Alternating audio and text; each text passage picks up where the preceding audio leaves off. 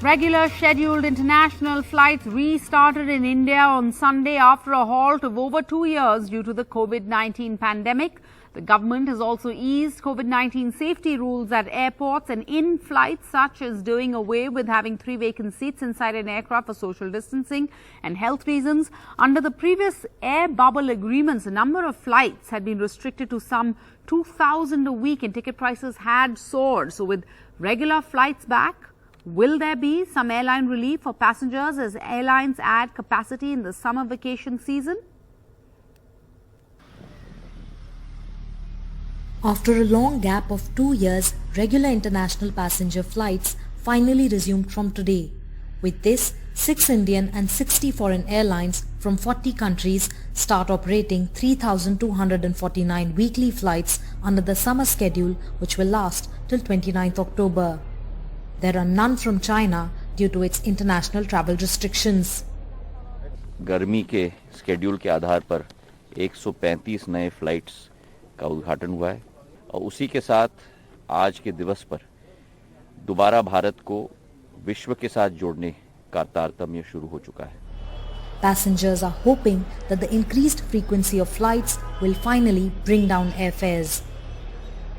Airline जो चलती थी 2, 3, 4 चलती थी इंटरनेशनल पद्धर पे, उन्होंने रेट्स इतने बढ़ा दिए थे कि 3, 4, 4 गुना उन्होंने रेट वसूल किए हैं पैसेंजर से. उनकी मजबूरी थी, वो कई बच्चे ऑस्ट्रेलिया में जा रहे हैं पढ़ाई के लिए, न्यूजीलैंड जा रहे हैं. हिंदुस्तान सरकार ने इसको आज 27 तारीख से ऑल एयरलाइंस खोल दी है, इंटरनेशनल सभी उड़ानें खोल दी हैं. लगता है अब कुछ रेट्स डाउन आएंगे. I think it's a very good decision. Finally, it's good for the economy of the country, and a lot of the, the passengers who could not afford these high fare, which is skyrocketing, will definitely go down. In the pre-pandemic phase, 4,700 international flights were operating weekly at Indian airports.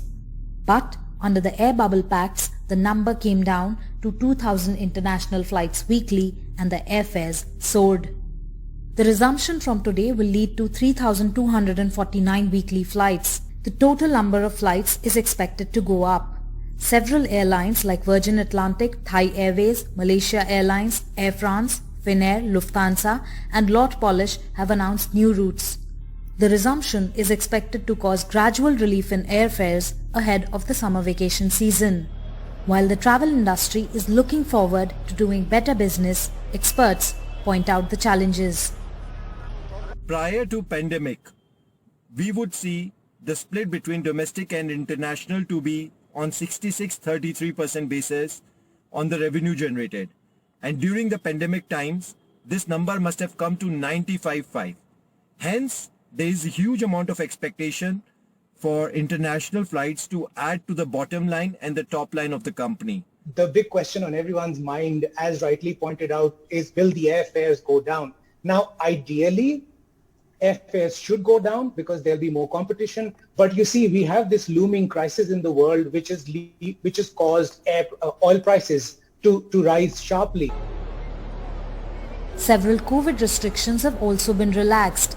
Cabin crew members are no longer needed to wear personal protective equipment or PPE kits. Security personnel at airports can resume pat-down search of passengers. Airlines no longer need to keep 3 seats vacant on international flights for medical emergencies. But wearing masks and maintaining hand hygiene is still mandatory at airports and on flights.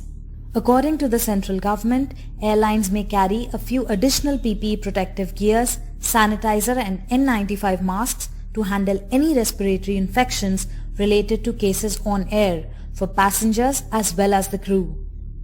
After 2 years of battling through higher fares and longer duration journeys, people are hopeful that finally travelling abroad will become easier. In New Delhi with camera person Gauri Prasad, this is Sukirti Dwivedi for NDTV. And of course, this has a fallout. The resumption of all international flights is expected to not just be a much needed boost for the airlines industry, but also the hotel and hospitality industry. India's resumption of all international flights at 100% capacity after an over 2-year ban due to the pandemic is likely to be a big boost for the hotel industry as well.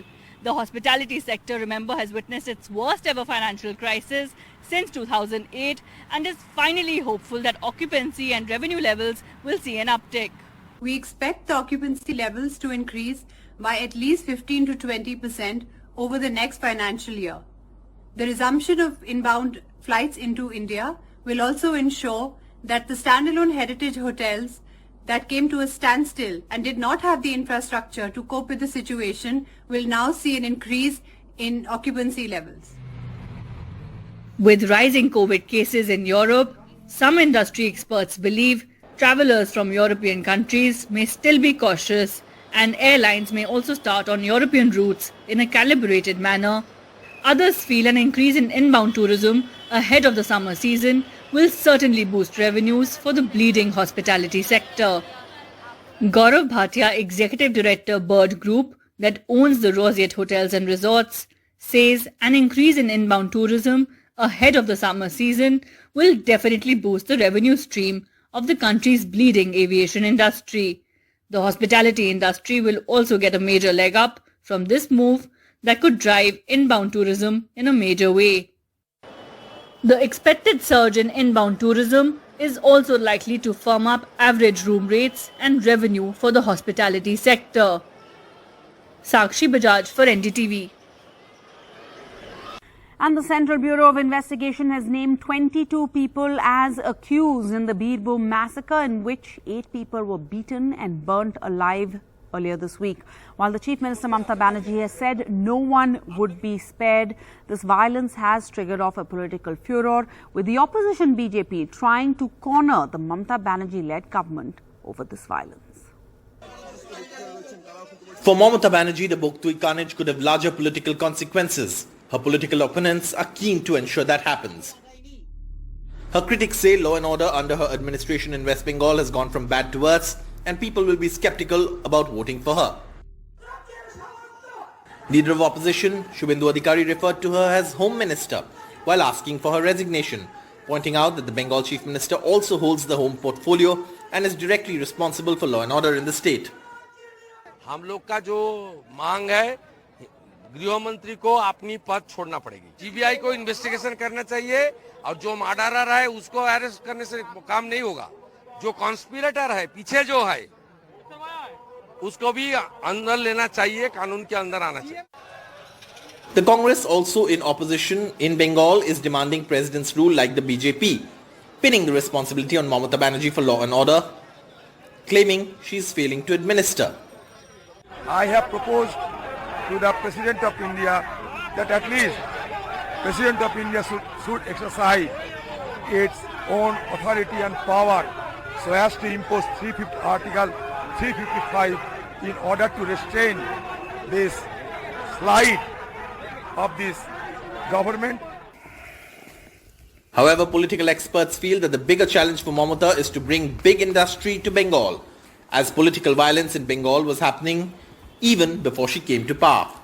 The major perception problem if Mamata has to sell herself as an alternative to the BJP as a prime ministerial, a serious prime minister candidate for 2024, then she has to repackage the image of Bengal in terms of, remember, if you look at Modi, then Modi was able to convince the larger audience, whether it's middle class, upper middle class, or the top corporate sector, that he delivers what he promises in terms of investments in his state. The Trinamool Congress says that Mamata is trying to repair Bengal's image for big industry through projects like the Tajpur port, which will be built by the Adani conglomerate.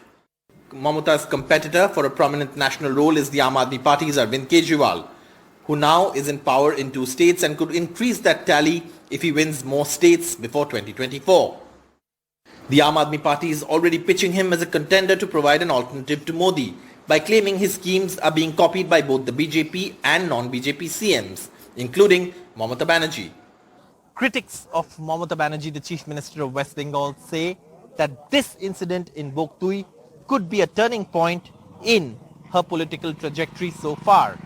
With the CBI taking over the probe and Trinamool bloc president Anarul Hussain being arrested, the fact is is law and order existent in Bengal? That's a question the opposition is raising consistently, and with that targeting Mamata Banerjee and her 2024 national ambitions. With camera person G.D. Shankar, in Boktoi village, Saurabh Gupta, NDTV. And in a major breach of security, a very worrying one, the Bihar Chief Minister was attacked by a man during a function at his hometown. He was hit on his back. The attacker, who was caught on CCTV footage, was restrained by the Chief Minister's security guards. The man has been arrested. He is in police custody. He seems to be a local.